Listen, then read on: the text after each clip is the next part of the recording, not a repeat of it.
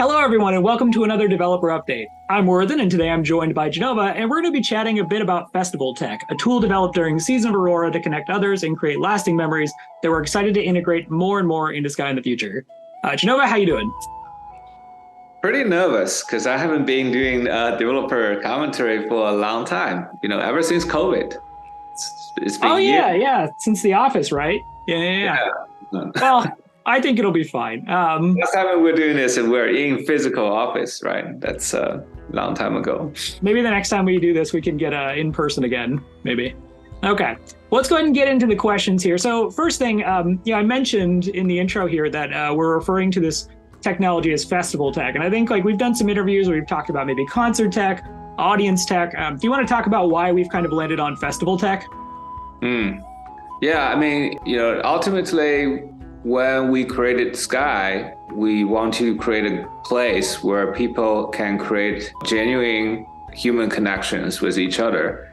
This is not something where you trade with somebody with a token or numbers, but it's actually an emotional connection where you feel you're understood, you're valued, and that is a interactivity between two human beings that will actually help each other. And so when we work on journey, we focus on just one person with another person at a time. And in order to build these genuine connections, we have to build trust. We have to create comfortable environment where people are willing to be a bit vulnerable to, kind of connect with the other person.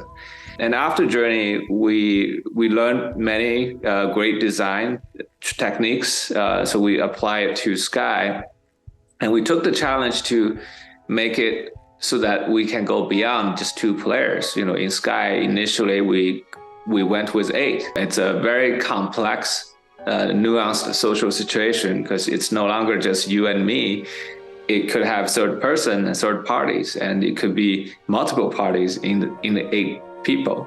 When we developed Sky, when Sky first launched, just to handle 8 player and figure out all the positive and negative situation is, a blast. We've never tried to tackle building a wholesome social environment in a completely anonymous online community. And I think we did a pretty decent job to keep the community wholesome. A lot of the times we will hear from the players that they wish that the Sky could support more players, right? So this sense of connection that you belong to something bigger could feel like, for example, the equivalent of a MMO guild. You have 40 to 100 people to really feel you're a part of a bigger group. So starting from 2020, we want to tackle this challenge is, can we make the player feel they're part of something bigger and have an emotional connection with all those people, just like a concert. We did the concert season. We planned the whole year to get ourselves ready, technologically to support up to 4,000 people in a space. And also from design side, how can we create an experience where people don't find each other annoying? Because a lot of times if you have 4,000 people jammed in one place, you are very frustrated with each other, right? We want people to like each other and appreciate the camaraderie experience. Yeah, that took us a long time to propel. But I think after the AURORA concert, if you were part of that experience, I think you probably have felt something that is a positive thing. And after that, we've seen many players gathering in the concert space and wanted to stay there and wanted to have something to do with each other. And we've seen some pretty interesting flash mobs that's done by hundreds of, not if thousands of players. And that really gives me a kind of very optimistic view of the future. People are talking about metaverse these days. My thinking about the virtual world, which so-called metaverse, is where more meaningful and kind of realistic exchange is happening in the virtual space. And when I play the concert, I've been to multiple concerts in real life, and there are emotions I felt that I could not feel anywhere else. You cannot feel that just watching a concert unfold on the screen. The smell, the excitement, the beat, the vibrant energy in the air.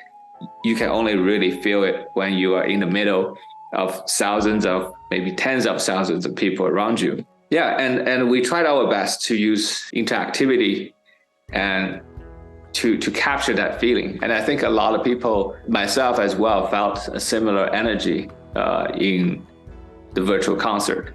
And so after that, I feel very optimistic, or you can also say ambitious, is that can we connect people at an even bigger scale? So from a concert, which is 4,000 people, like I'm thinking about in real life, what are the situations where tens of thousands of people can be connected at an emotional level and feel not alone, and as a positive experience. Then I think about a lot of these festivals, music festivals, Comic-Cons. In Japan, there are these religious/country holiday festivals that's happening. That's beautiful. When people talk to me about like, what are the great experiences you have with many people? In my vision, it's like a night market with a lot of warmth and a lot of people coming and feeling very happy, Yeah, that's why initially we were just saying, let's make a large crowd system to support tens of thousands of players. But ultimately, we were like, hey, actually, we don't want a bunch of people to get together and create a lot of frustration and stampede, people dying in real life. What we want is that happy, connected experience, like a good festival.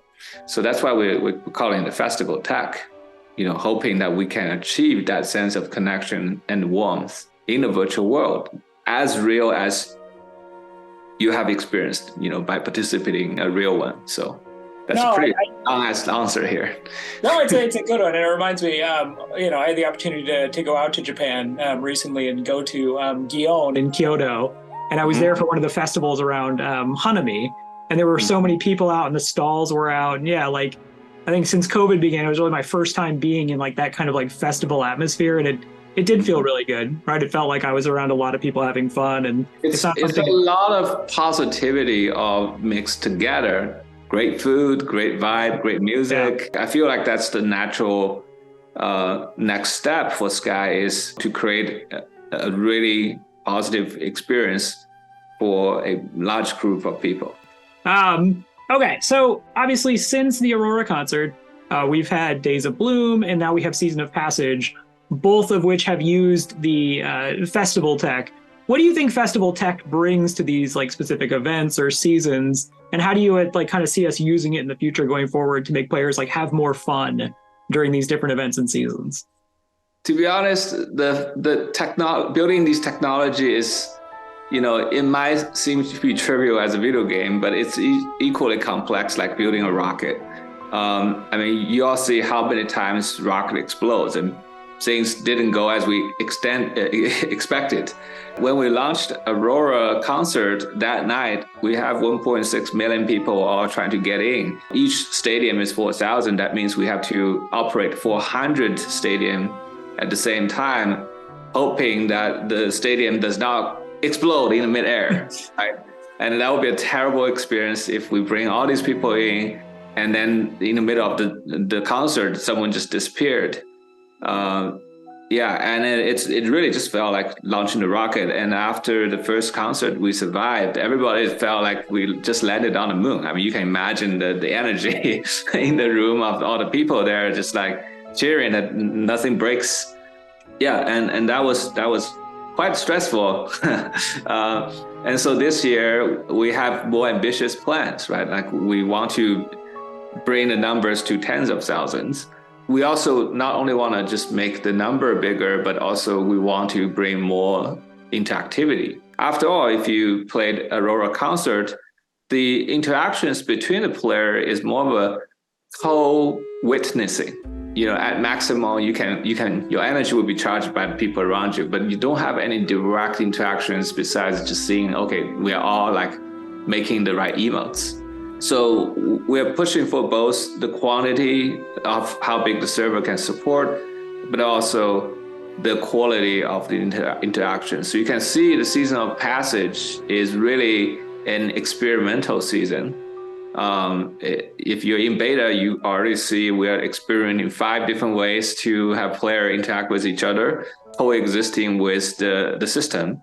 We are just trying to see what people would do if we don't have any interactions. We just put people in the space where they are doing their quest, and we've heard the feedback, which some of the player doesn't like the fact there's so many people blocking their views. So we are already working on solutions to solve that. And this second quest you already experienced in live is about to see what happens if we have a large group of people in a somewhat of a survival scenario. You don't really die. If you fail, you can still be saved by the crowd. But we kind of want to see how does that interaction unfold.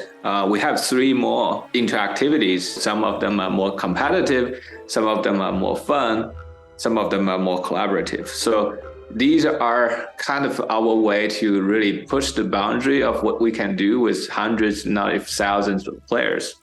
And the challenge is we've never seen it before. And there's no one have ever tested this type of gameplay in the past. The largest online gameplay I've heard was like World of Tanks, which they have 1,000 tanks fighting each other. But, we're experimenting easily more people than that in complete different gameplay scenario. And honestly, the first quest, when we test this in the beta, initially was a few dozen developers versus a few hundred beta testers. It all felt pretty good. We never thought that there would be a traffic jam that you couldn't even see the NPC you're supposed to meet. We just could not foresee this problem because nobody in the world have tried it. Once we see it with 4,000 people, it is kind of a mess. So we quickly adjusted the number on the server just so that people don't block your view. But we have a systematic solution now that, they should never become a problem. Because at Sky, we have, within the development, we have certain rules we follow. One of the important rules we follow is the experience is supposed to be better if there's more people. If the crowd become a negative experience, we really need to address it. And hopefully the whole experience will be better. What I want to say is we are experimenting and we're inventing new things together with you, because we can never find 10,000 people to come test something with us. You are our only hope, and we promise that we will bring you something amazing.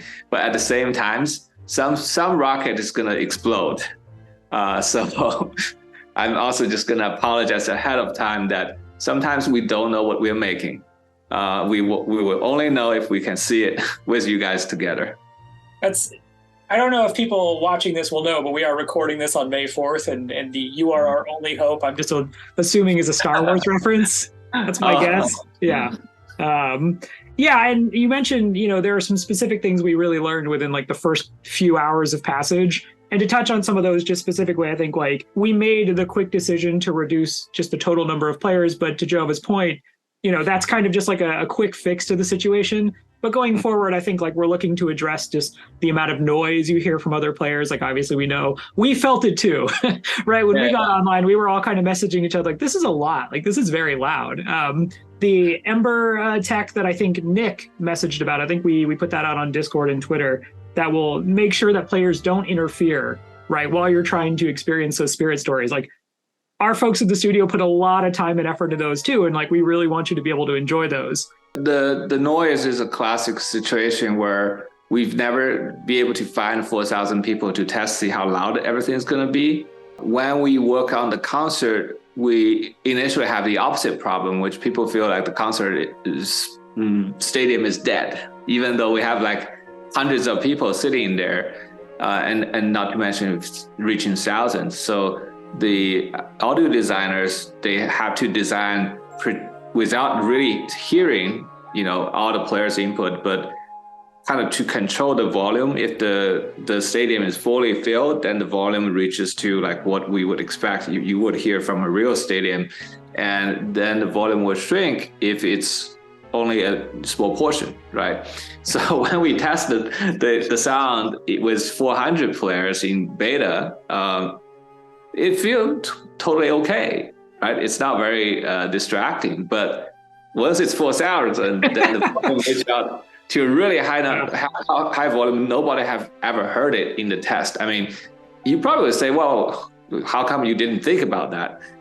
It's just like we didn't think about that, and so that's why many rockets explodes. It's just people, test all the scenario in a safe environment, and then once put the real environment, something was lost, right? But now we see the explosion with the first quest. We've already made changes to the audio system. Right, and obviously when we use festival tech in the future, like that factors in, like that first quest experience really factors in like what we learned in terms of like, hey, what's like the ideal audience size? Like what's the best way to have this experience? So we learned from that. Obviously, we also are dealing with, we know for some of you watching that there was an issue with being able to join your friends during some of it. So like that's also something we're working on. Like, to be clear, we want you to experience these big moments with your friends, right? That was just something that unfortunately like we didn't quite catch, but going forward, that is a priority to make sure that you can enjoy those moments with all of your friends like you normally would for events in season. So yeah, a lot of learnings from that first quest, but we did want to kind of get out here and take some time to explain a little bit about what we were doing with all the festival tech. I think this video is probably getting a little long for most people, Jenova. So I think like, yeah, any parting thoughts, Jenova, before we close out this video? As we mentioned, we want to host a very amazing festival for the player. And that's our, long-term goal. And we're taking all the necessary steps to experiment and iterate to take us there. And yeah, I just want to say, thank you for being part of this and helping us to make this possible. And when this massive festival happen in the future, it's not just us, but also you to help make this possible. Thank you. Yeah, whenever you're out there leaving feedback, whether it's on Reddit, whether it's in the Discord, just on social media, like we see those things, we catalog them and we discuss them. And it really is, you all are part of that development experience with us. So, to echo what Jenova is saying, thank you for all the time you take to test and provide that feedback. Okay, I think we're good for now. Like I said, we'll have more in the future, not just about festival tech, but a lot of cool stuff coming up this year. Please look forward to a lot of blogs and videos coming out. And yeah, thank you so much for joining us, and we'll see you again soon.